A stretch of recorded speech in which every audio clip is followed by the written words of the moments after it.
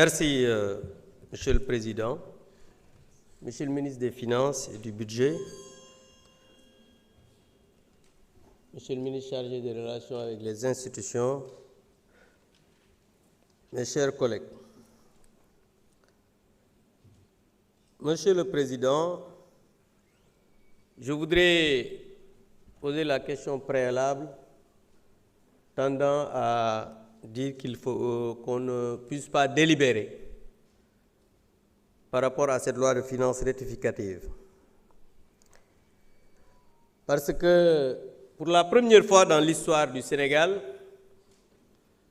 on a voté une LFI sans débat. Le Premier ministre est venu ici, on a voté une LFI sans débat. Aujourd'hui, on vote, ou bien on va voter une loi de finances rectificative dans la même année, en procédure d'urgence, que vous avez toujours dénoncée.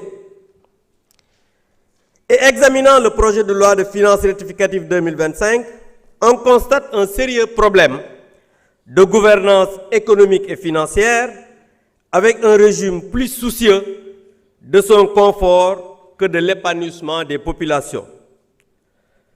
On exige des explications créditées sur la destination de 10 200 milliards contractés en 14 mois d'exercice, dont 4 500 milliards en 2024 et 5 700 milliards prévus en 2025.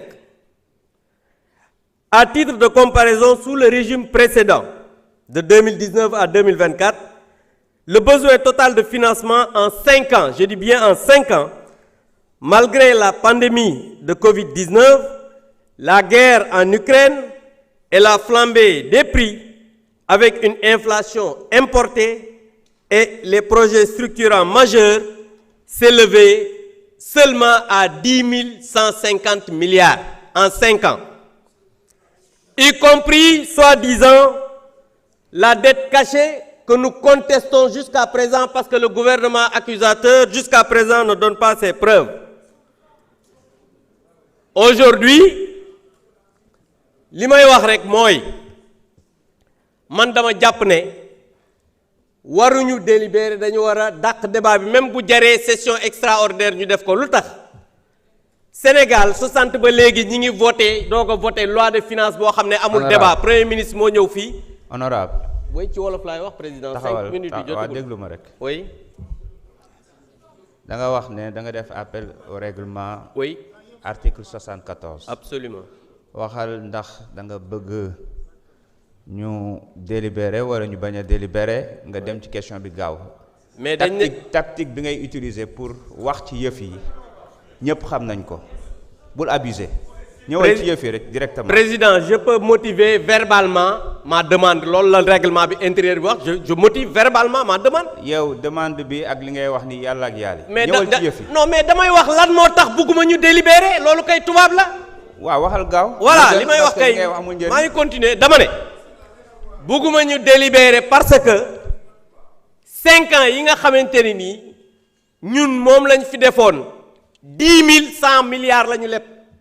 yéen ci ñaari at ngeen bëgg a leb lu ëpp 10 200 milliards ñu ne loi de finances dañu ko voté sans débat ñu ñëw bëgg a voté loi de finances rectificative en procédure d'urgence ñu ne ci condition yooyu nga xamante ni nii yéen da ngeen a waxoon jubal jubanti waaye fi mu toll nii jubadi lañu gis lëndëmal ak bëgg confort personnel maanaam alal ji nga xam ne moom la askan wi di jël seeni déem ak seen Dakar ngeen jël ko di ko wëndeeloo ko taxawaalu te loolu dañ ne dafa war a jeex fii ci réew mi.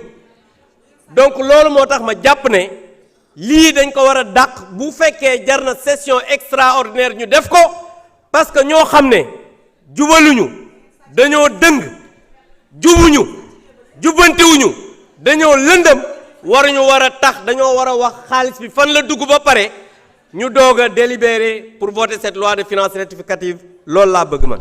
jërëjëf jërëjëf Monsieur le Président de la Commission des Finances, souhaitez intervenir?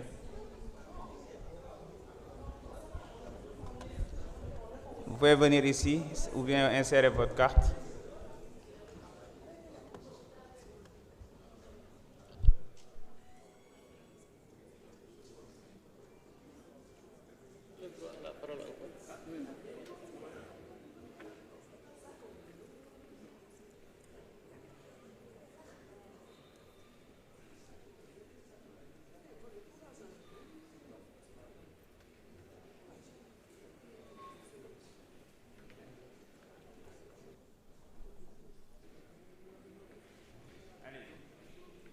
Voilà, merci beaucoup, Monsieur le Président. Man, je pense que nous sommes venus pour liguer. Vraiment, nous sommes venus pour caaxaan. Li ñuy def ni pour man dama japp ni fu caaxaan la. Vraiment, man maa ngi rejeté ma ñaan assemblée bi ñu continuer liggéey bi. Je vous remercie. Monsieur le rapporteur.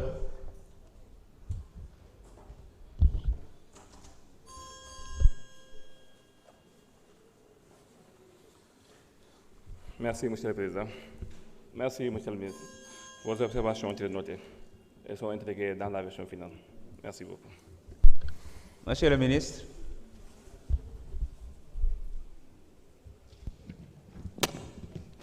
Merci beaucoup, Monsieur le Président de l'Assemblée nationale. Honorables députés, je vous remercie. Je ne voudrais pas revenir sur certaines considérations, mais juste dire que, pour l'histoire, on parle de LFI sans débat. Je dois rappeler que l'Assemblée nationale a été installée en décembre. Entre le mois de décembre, entre le 5 et le 10 décembre et le 31 décembre, tout le travail parlementaire sur le budget qui pouvait être fait l'a été. Nous avons en session, en commission des finances et du contrôle budgétaire, procédé à la revue de tous les budgets des différents départements sectoriels. Des débats très intenses et je pense que pour l'essentiel, les députés ont répondu présents à cet exercice-là. Maintenant, le 28 décembre, on venait de boucler le travail et il était manifestement impossible de tenir les sessions plénières ici. C'est exactement cette partie-là qui n'a pas fait l'objet de débats internes ici à l'Assemblée nationale. Mais pour le reste, essentiellement, tous les députés sont conscients que le travail a été fait de la façon la plus rigoureuse. Tous les ministères ayant fait leur déplacement et ont répondu aux questions des honorables députés. Sur l'interpellation par rapport aux 10 000 milliards, je pense qu'il faut du sérieux. Je crois aussi qu'il ne faut pas nous amener à parler d'une certaine façon. Ce n'est pas la vocation du ministère des Finances de parler d'une certaine façon. Ce travail-là, il est très sérieux. Il a répondu à des exigences que tout le monde connaît. Les chiffres qui ont été présentés ici sont des chiffres totalement erronés. Ça, on ne reviendra pas sur ça. C'est des chiffres totalement erronés. Et allez savoir d'où viennent les 10 000 milliards. Les 10 000 milliards ne relèvent pas de la responsabilité du gouvernement actuel. Et c'est ça la vérité. C'est ça la vérité. Nous sommes ouverts pour qui veut à faire un travail contradictoire et montrer dans le détail l'origine de tous les francs qui sont dans le besoin de financement. Et la responsabilité, voudrait qu'on l'affirme avec force, c'est de la responsabilité du régime passé. Et c'est ça la vérité. jërëjëf monsieur le ministre dañuy jëm ci woote dooy revenir de dañuy dem ci voter